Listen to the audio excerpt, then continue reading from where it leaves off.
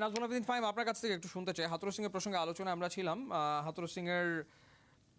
হাথুরুস সিংকে নিয়ে বিভিন্ন সময় বিভিন্ন রকমের আলোচনা হয়েছে এবং তার ম্যানেজমেন্ট নিয়েও নানা রকমের কথা আসলে হয়েছে। প্লেয়ারদের সাথে সম্পর্ক তৈরির ক্ষেত্রে মানে হাথুরুস সিং কতটুকু সাকসেসফুল হয়েছে আপনি কি মনে করেন? এবং একটা মানে healthy dressing room, healthy environment Hathurusingha এ ক্রিয়েট করতে পেরেছেন কিনা? আহ, এটা তো বলা মুশকিল, বাইরে থেকে বলা মুশকিল, বাট আমরা অনেক কথা শুনি অবশ্য বাইরে থেকে।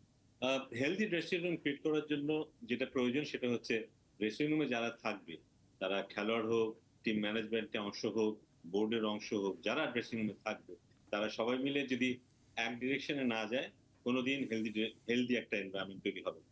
আহ, যদি একসাথে থাকেও কিন্তু ওখানে যদি মতভেদ থাকে খুব স্ট্রং, সেখানেও কিন্তু হেলদি ড্রেসিং রুম হবে না।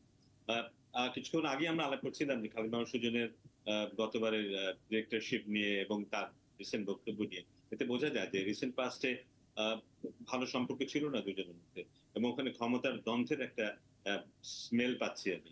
এবং এরকম একটা পরিবেশে একটা দল কোনোদিন ভালো করতে পারে না। আমরা আমরা আন্দাজ করতে পারি যে দলে কি ধরনের আলাপ আলোচনা হয়েছে, খালিদ মাহমুদ সুজন কি ধরনের আলাপ আলোচনা করেছেন, এবং কোচ কি ধরনের আলাপ আলোচনা করেছেন, এবং সেটার এফেক্ট ওভারঅল দলে কিভাবে পড়েছে। আমার মনে হয় যে this is a very bad idea একটা দলে একাধিক একই পর্যায়ের ক্ষমতাবান লোক রাখা। It has to be one. অ্যাপেক্সে, টপে, পিকে একটা মানুষই থাকবে।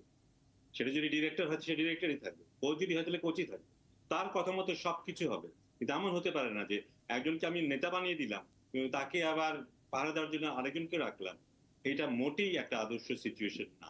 এবং এটা একটা বড় কারণ, অনেকদিন ধরেই কিন্তু এটা চলছে আমাদের এখানে। এবং এসব ঘটনা যখন ঘটে, প্রচুর স্পেকুলেশনের সুযোগ তৈরি করে দেওয়া হয় কিন্তু। জি। এবং সেগুলো মিটমাট করার জন্য বোর্ডের তরফ থেকে কোনো স্টেপ নিতে দেখি না। বোর্ড কিন্তু কখনো বলে না যেটা এমন এটা অমন, সাথে সাথে কিন্তু থেমে যেতে পারে, কিন্তু কিন্তু সেটাও আমরা দেখি না বোর্ডের তরফ থেকে। এবং স্পেকুলেশন গুলো চলতেই থাকে। সোশ্যাল মিডিয়া ভরে যায় এবং এটার এফেক্ট কিন্তু কোচের উপর পড়ে, ম্যানেজমেন্টের উপর পড়ে, খেলোয়াড়দের উপর পড়ে, স্বাভাবিকভাবে আমাদের সবার উপরে পড়ে। সো ওভারঅল এনভায়রনমেন্টটাই একটা কি বলবো, একটা অস্বস্তি এনভায়রনমেন্ট তৈরি হয়ে যায়। আমার মনে হয় এখান থেকে যদি আমরা একটু বেরিয়ে আসতে পারতাম, সবাই যদি পরিষ্কার ভাবে জানতো কোথায় কার কি রোল হবে, এবং কোচকে যদি তার প্রয়োজনীয় আহ, সাহায্যটুকু আমরা দিতে পারতাম, তার সামর্থ্য অনুযায়ী তাকে সেই পরিমাণ ক্ষমতা দেয়া, এবং সে যদি গুছিয়ে নিতে পারতো, দের ইজ নো রিজন কেন ভালো করতো। আমার ব্যক্তিগত ভালো নাও লাগতে পারে, কিন্তু কোচের কিন্তু ডেফিনেটলি ইচ্ছা আছে এই দলকে নিয়ে কিছু ভালো কিছু করার। সেটা আমার ব্যক্তিগত হয়, তার কাজের জি, ধরন ভালো নাও লাগতে পারে, তাকে ভালো নাও লাগতে পারে, কিন্তু তার ইচ্ছে নিয়ে কিন্তু কোনো সন্দেহতার কারণ নেই। একেবারে তাই। হাসিবুল হাসান শান্ত, এই যে মুস্তাক আহমেদের যে ইনক্লুশন, এখন সে তো স্পিন বোলিং কোচ হিসেবে আমাদের দলের সাথে যুক্ত হলেন। দলে আসলে লেগ স্পিনার তো একজনই থাকবে, রিশাদ হোসেন। এটা তো এক মোটামুটি সবাই এখন বুঝতেই পারে। তো সেই ক্ষেত্রে শুধুমাত্র রিশাদকে নিয়ে নিশ্চয়ই মুস্তাক আহমেদ কাজ করবে না। মানে গেম সিচুয়েশন বা প্ল্যানিংয়ের ক্ষেত্রে মুস্তাক আহমেদের ইনপুট থাকবে বলে তো আমরা তো মনে করি। এখন আপনি আসলে কীভাবে মনে করছেন বা সেই জায়গাটাতে না, জি। অবশ্যই উনি শুধু শুধু লেগ স্পিনার হিসেবে তো কোচ হিসেবে কাজ করবেন, সাথে উনি কিন্তু ইংল্যান্ড টিমে কোচ ছিলেন, ওইখানে অভিজ্ঞতাটা এখানে কাজে কাজে লাগাবেন। বাংলাদেশের গেম প্ল্যানিং এর ক্ষেত্রেও কিন্তু উনি অনেক কাজে দিবেন। উনি পাকিস্তান টিমে হয়ে অনেকদিন ক্রিকেট খেলেছেন, তো ওনার অভিজ্ঞতাটা অবশ্যই বাংলাদেশ টিমের জন্য অনেক কাজে দিবে। তো শুধু যে লেগ স্পিনের জন্য ওনাকে আনা হয়েছে আহ, তা না, স্পিনের সব ক্ষেত্রে উনি উনি কাজে দিবে। ওনার যে অভিজ্ঞতা, ওনার যে এতদিন ধরে উনি যে কাজ করে আসছেন, সেগুলো বাংলাদেশ টিমের জন্য অবশ্যই কাজে দিবেন।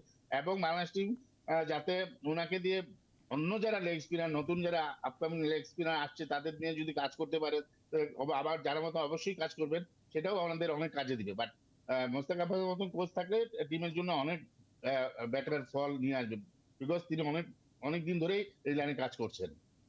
ভাস্টলি এক্সপিরিয়েন্স একজন কোচ, কোনো সন্দেহ নেই। এবং আমরাও সেটা আশা করছি যে মুস্তাক আহমেদের ইনক্লুশন কোচিং স্টাফে সেটা আসলে বাংলাদেশ টিমকে ডেফিনেটলি সহায়তা করবে বেটার পারফর্ম করার জন্য।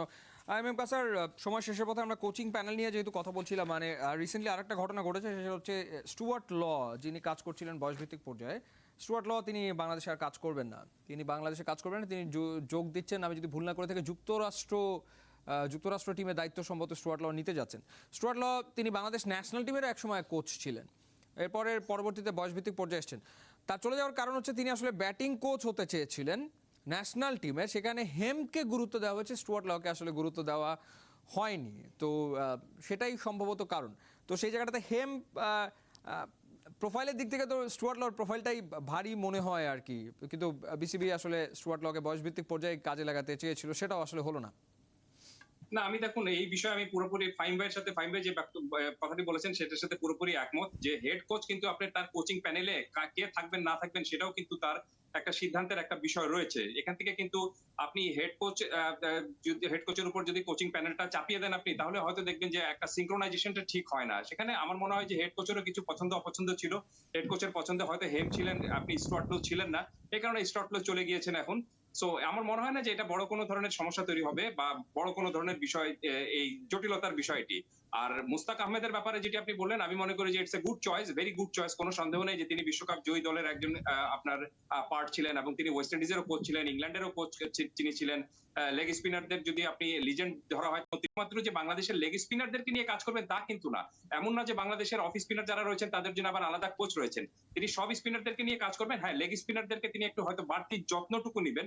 তবে আমার কথাটা হলো যে শুধুমাত্র আপনি 3.5 মাসেরও কম সময়ের জন্য একজন লেগ স্পিনারের কাছ থেকে একটি জাতীয় দল কি শিখতে পারে? সো আমার কাছে মনে হচ্ছে যে এটার টাইমটা যদি বা মেয়াদটা যদি আরেকটু বাড়ানো হতো, তাহলে দেখতেন যে চয়েসটা গুড ছিল, কোনো সন্দেহ নেই, এবং তার কাছ থেকে হয়তো আমরা সার্ভিসটা আরেকটু ভালো পেতাম। অসংখ্য অসংখ্য ধন্যবাদ। সময় শেষ। নাজমুল আবেদিন ফাহিম, এম কায়সার এবং হাসিবুল হোসেন শান্ত একাত্তর সংযোগে আমাদের সাথে যুক্ত হওয়ার জন্য। আমরা আসলে অধীর অপেক্ষায় আছি যে এবারে টি-20 ওয়ার্ল্ড কাপে বাংলাদেশ কেমন করে সেটা দেখার জন্য, বা ভালো প্রত্যাশা সবসময় আমরা করি।